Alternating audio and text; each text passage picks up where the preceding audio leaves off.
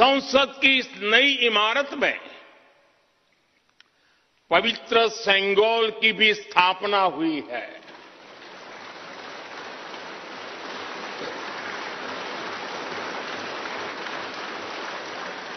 महान चोल साम्राज्य में सेंगोल को कर्तव्य पथ का, सेवा पथ का, राष्ट्र पथ का प्रतीक माना जाता था।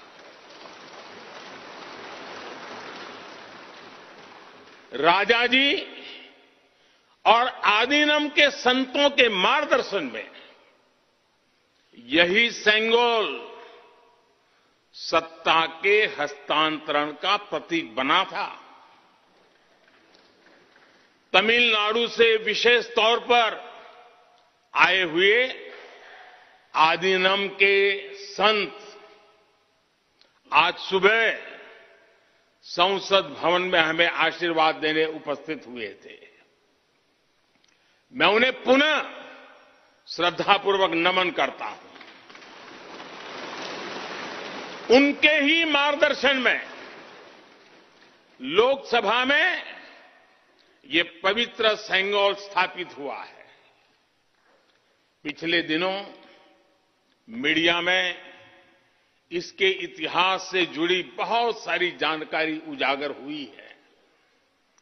मैं इसके विस्तार में नहीं जाना चाहता हूं, लेकिन मैं मानता हूं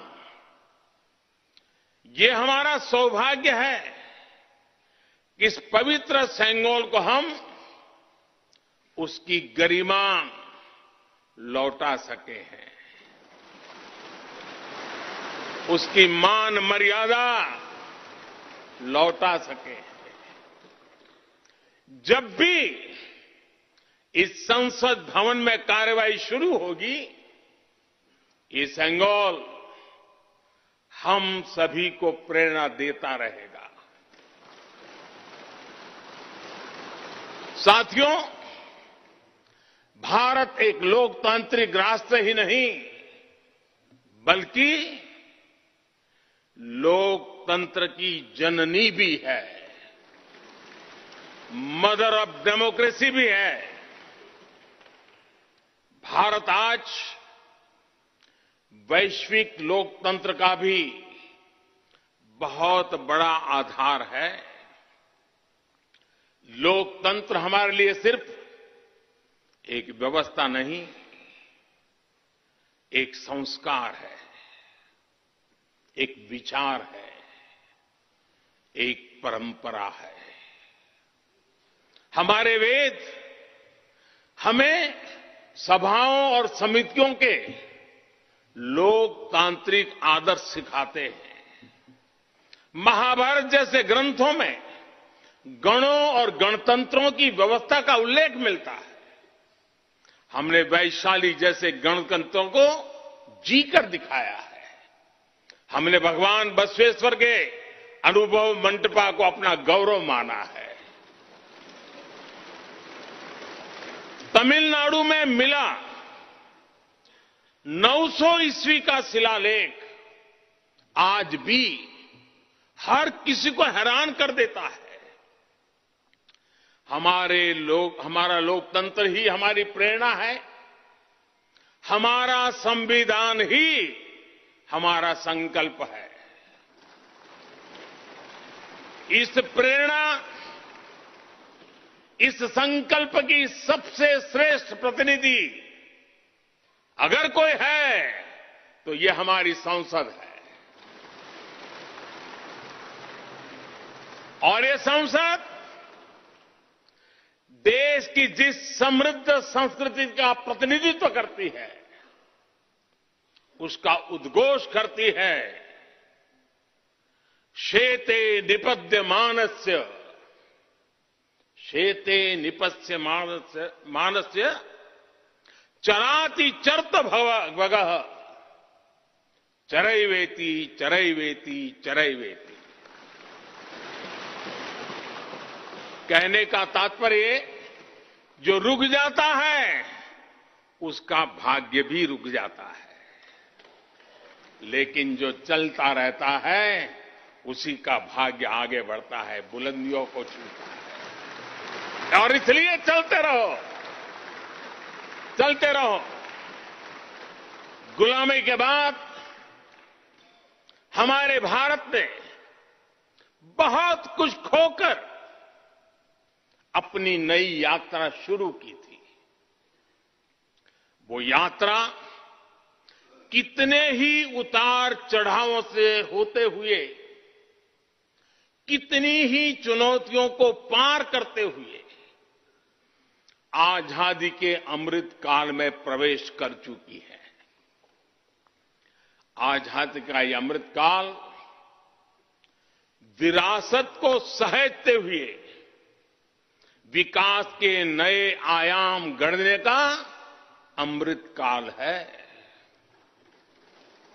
आजादी का ये अमृत काल देश को नई दिशा देने का अमृत काल है।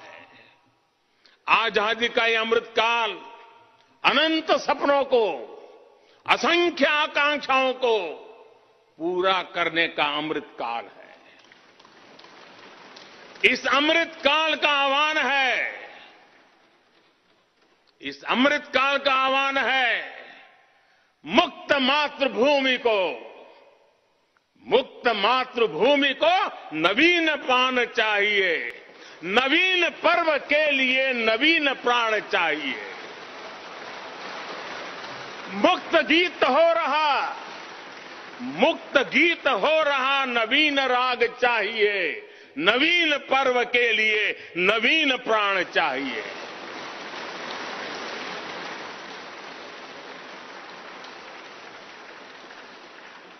और इसलिए भारत के भविष्य को उज्जवल बनाने वाली इस कार्यस्थली को भी उतना ही नवीन होना चाहिए,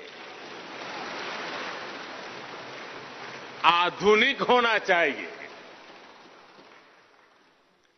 साथियों, एक समय था जब भारत दुनिया के सबसे समृद्ध और वैभवशाली राष्ट्रों में गिना जाता था।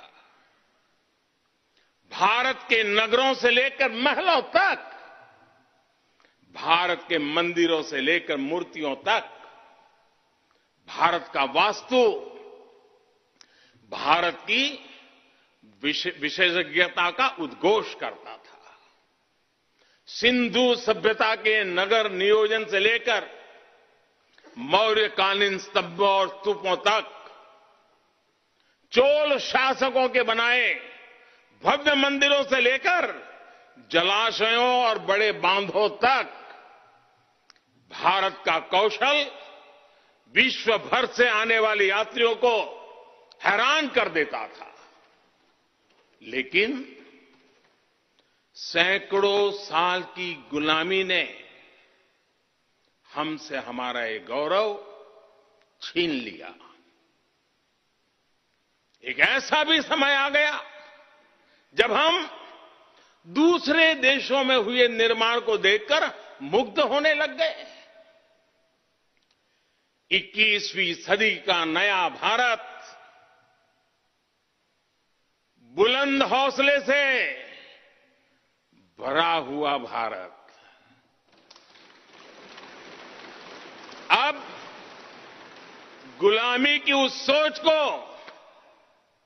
पीछे छोड़ रहा है। आज भारत प्राचीन कला की उस गौरवशाली धारा को एक बार फिर अपनी तरफ मोड़ रहा है और संसद की ये नई इमारत इस प्रयास का जीवंत प्रतीक बनी।